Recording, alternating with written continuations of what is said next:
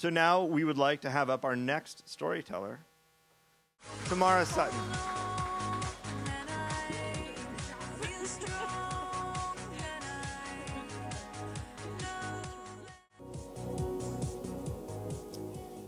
In 1996, I learned about what do-over means. I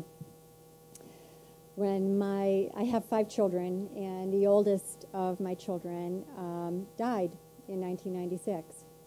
And as devastating as that can be, and I had no one to talk to, I had 4 other children to get through this experience, I started to journal. And I had not journaled really before, but I wrote, and I wrote, and I wrote, and I wrote, and every minute that I was bubbling over or needed to vent or had feelings of all kinds of things, I would write. And eventually, through 4 years, I got to a point where I had written through 18 steno pads by hand. My handwriting now stinks because I did it all by hand.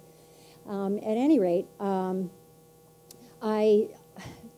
put it in a drawer. I had, transcribed it. I had a manuscript about this thick, and I put it away and really anticipated that nobody was ever going to see this, ever, and it was just for me.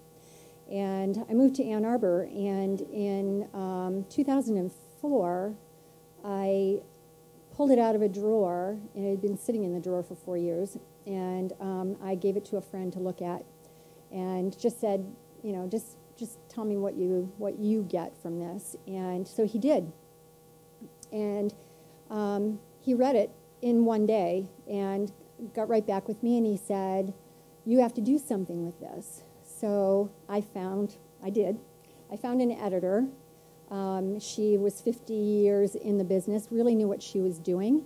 And so I started working with her creatively and did a lot of run-throughs, read-throughs, 25 of them. I had 25, little read-through scripts that I did some creative writing in the margins on.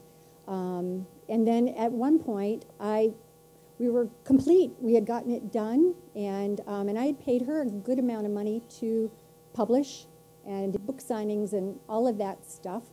And so we're there. We're ready to go. We're going to publish. And I went to do just the last couple of little tweaks on it, and she said, I want you to meet the man that just purchased my company from me. And she said, he's actually wanting double what you paid to me, and you can write that check now.